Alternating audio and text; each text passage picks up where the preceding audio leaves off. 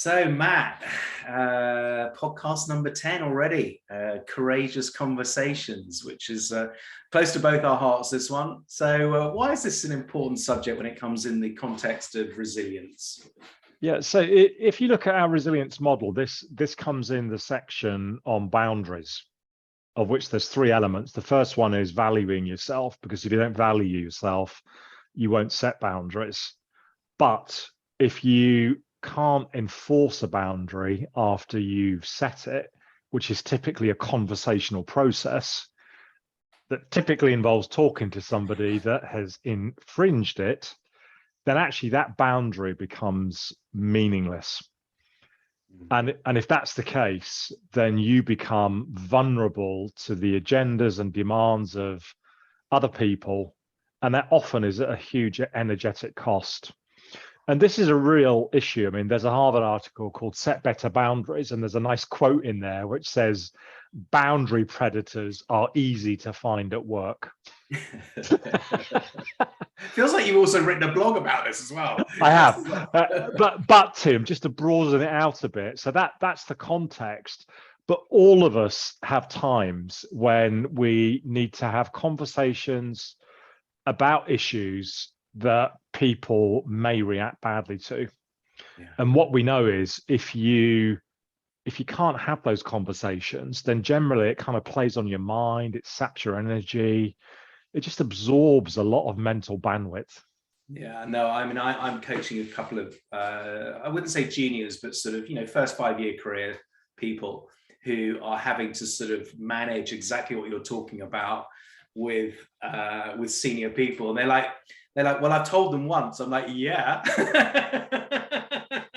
Their job is to push this, right? They're not aware. So you're absolutely right. It is a skill that's really needed, not just at work. I mean, all around us, I imagine too, right? Well, do you want me to give you some stats and some research about that'd be great. If you have some, I mean, have you got, it sounds like you have got some. I do. So within the UK, the government has a department that is responsible for health and safety at work. And they identify 6 main areas that can lead to work-related stress if it's not managed properly. 3 of those relate either directly or indirectly to your ability to set and enforce a boundary. So this is a big deal. To get more precise, the CIPD, the professional body that I belong to, in a big report on stress, workload accounted for 59% of the majority of stress that people encounter. Wow. Again, it's directly related to boundaries. Yeah. The second was management style. 32% of stress was attributable to that. Again, it's about boundaries. Managers making unreasonable demands.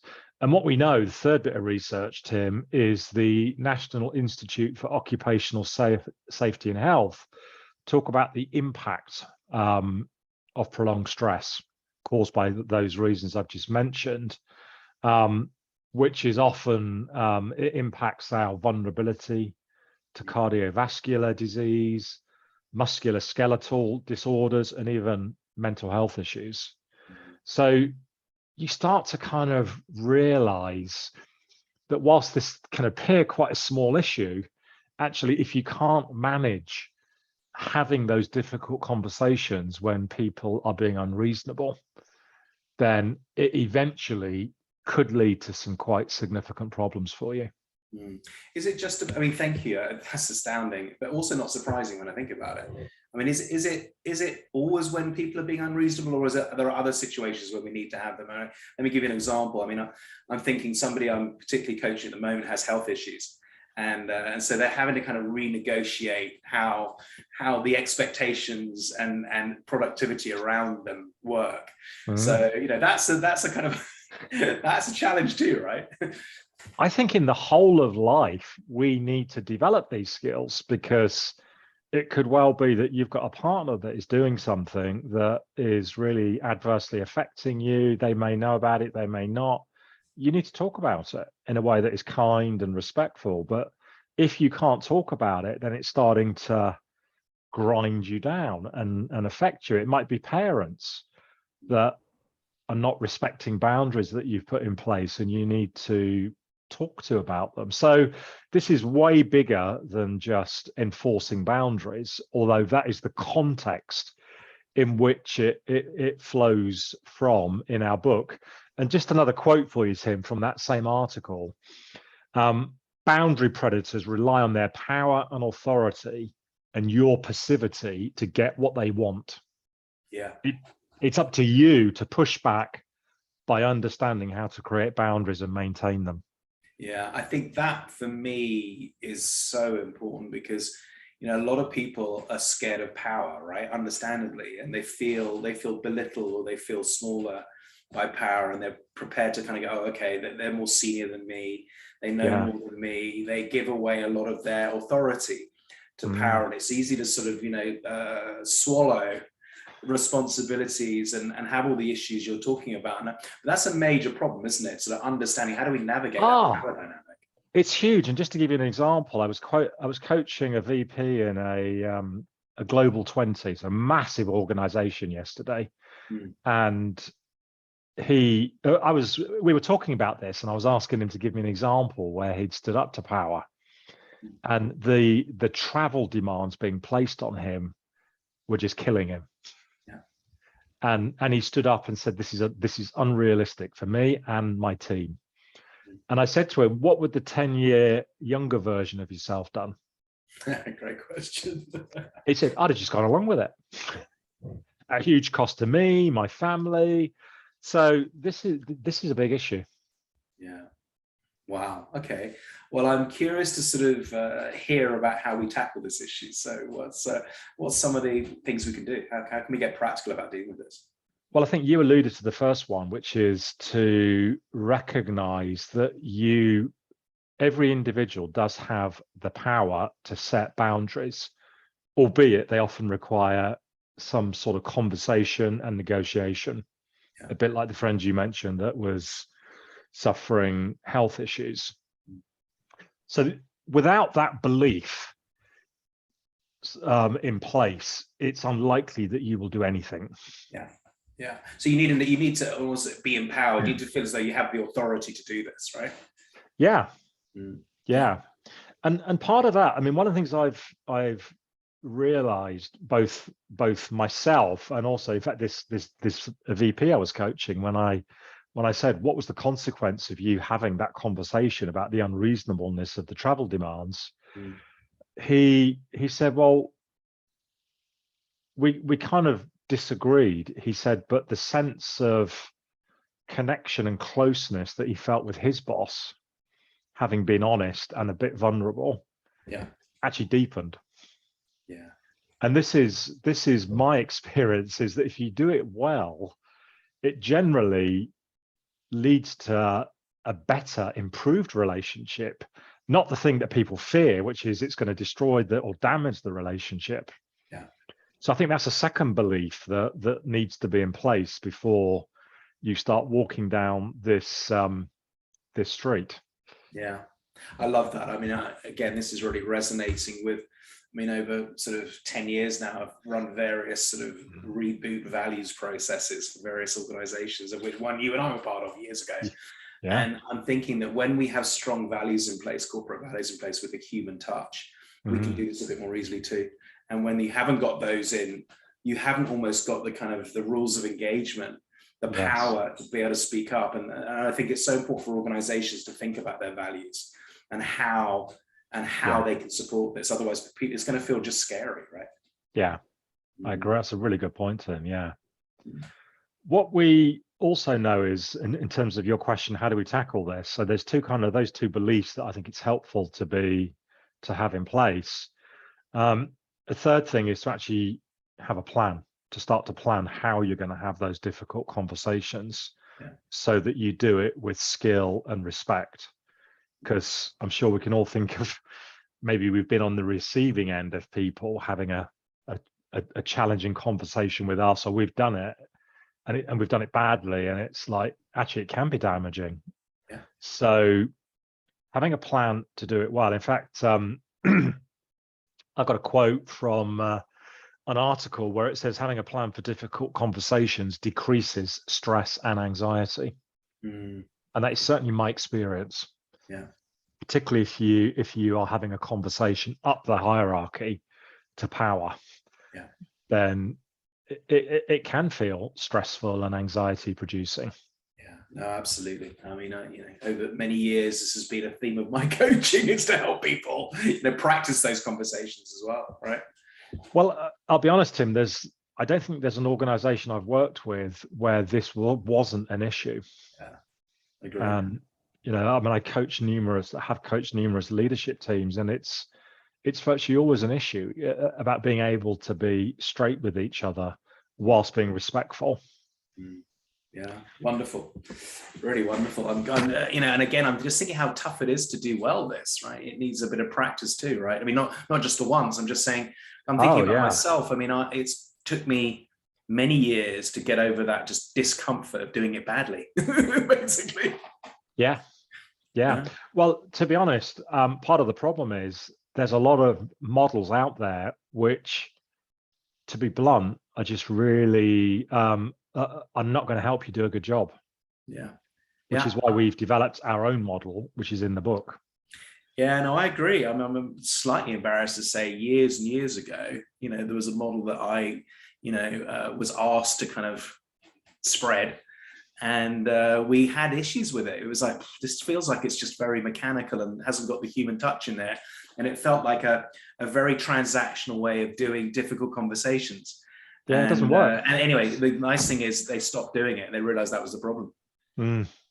Well, most of the feedback models and difficult conversation models that I see seem to be based on just talking at somebody. Yeah. It's like, I'm going to hose you down with my perspective. And, I'm just getting showered with all this information. Whereas the model we've developed is much more respectful and interactive, which is the way you need to do difficult conversations, particularly up the hierarchy. But I would argue any difficult conversation, it needs to be interactive and based on asking questions as well as giving information. Okay. So what are the kind of key kind of aspects of this model you would say? I mean, what do we need to get right? So the first thing is, you don't just dive in, you need to set the scene. Okay. So if you're about to have a difficult conversation or a conversation that you anticipate the other person might react badly to, you don't just want to go straight in, you want to alert the person by setting the context. So you might say something like, I want to talk to you about something that might be sensitive. You might say why you're having the conversation. I'm having it because I really care about this relationship, or it's an issue that's having quite a big effect on me. You might say what your intentions are for the conversation. I want this to be calm. I want it to be respectful. And I want to hear your perspective on the issues that I'm about to raise. So immediately people start relaxing. Yeah, I really like that. That's something I know that I've often missed at times when it comes to sort of doing this. Well, I just want to get it right rather than like get the feeling right. most of the models I've seen don't even think about how do you set the context and frame it, so you set yourself up for a good outcome. The second piece is you then need to describe as calmly and as factually as possible what the issue is that you want to talk about. And the way I often describe this to people is, imagine there was a video camera sat in the corner of the room as the issue that you want to talk about was unfolding. And of course, it might be over a sort of multiple locations. And you're literally just describing as factually as possible and calmly what the issue is that you want to talk about. I know in the book, we give a QR code to an example where one of us used this with a very senior person. And I take it was you, wasn't it? I think the global chairman of a big professional services firm. It's like, that's not the kind of conversation you want to go wrong. Yeah, but I really, that point, I really like that point about calmly and factually describe it, because I know I get very emotional and I tend to Yes. sort of, if it's all about feelings and kind of and sort of hurt sometimes, whereas I really like that. Let's get the facts out rather than wrap it with the emotion, because I'm guilty of doing that. And I think that's a problem that a lot of people have. Well, there is a time within our model for talking about how this has affected you, but it's not at this point. Yeah, exactly. That's what I like about it. It stops Yeah. it from getting, yeah, I love it. Yeah. Yeah. And then the next piece is you ask a question, which is relevant to what you've just described. Were you aware that that was happening? Yeah. What were your intentions in behind doing that? Yeah. And in the example we describe in the article, the example I faced, which is where a senior person had unilaterally taken one of my actions and executed it on quite a high-profile project without any consultation. The person had a very good reason for doing it that actually made complete sense. It still left me feeling disrespected, which I then went on to talk about, which is the impact or that this had and how I felt about the impact. So in this case, I came back from a week's holiday to a one-line email saying that issue is sorted. No explanation why. It was one of my actions that I'd spent about 3-4 days working on, to a one-line email saying I've sorted it. And I felt disrespected. Yeah. And I was pleased it was done, but I felt disrespected. And when the person explained why they'd done it, it made perfect sense. But I then went on to say this was how I felt when I got the one-line email with no context. And given, and the final part of the model, Tim, is given the reason we're having one of these conversations is that we want something to change. The final part is talking about exploring what could change. Yeah. And I think that's something a lot of models miss is, look, why are we doing this? It's to build trust. It's to increase trust. Yeah. And if you have that frame, or if I have that frame, I'm much more likely to give it a go rather than, but if I don't do something well, it's probably going to damage it. But if I know I'm going to do the right things to build trust, I'm more likely to give it a go. And that's why this is important. If you get it right, trust just goes right up. Yeah. And that's what we want in every relationship, because trust, that with more trust, all the good stuff starts happening, right? Yeah. Well, to your point, that global chairman kind of brought me into his inner circle after that conversation, and he began talking to me about a lot of other issues that he valued my perspective on. And the reason was, I realized over time, is that actually there were very few people that were having those quality of conversations with him and being that real with him and telling him things he didn't want to hear.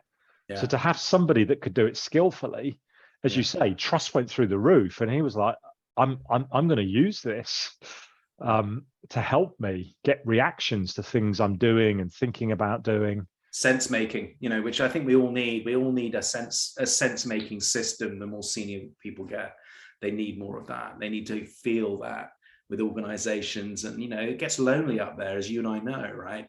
And if you start losing that circle of advisors, friends, confidants that you can actually kind of trust about stuff off, then you start losing your confidence. Great, good stuff. Okay.